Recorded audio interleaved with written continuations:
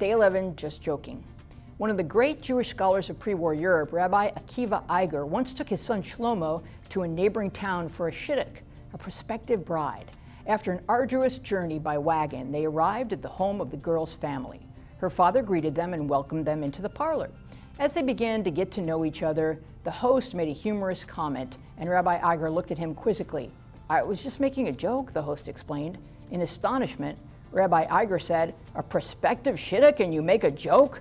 Come, Shlomo, we're leaving." And that was that. To our ear, the story may seem surprising. In our generation, it is totally expected that anyone and everyone in almost any life situation would tell a joke. After all, where would we be without Jewish humor?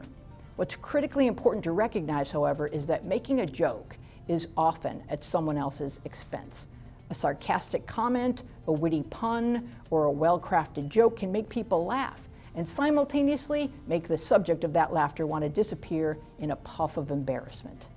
At a recent Jewish youth group conference, one of the young participants shared that he didn't think so-called Holocaust jokes were a big deal, and when his friends told them, he just went along with it or ignored it.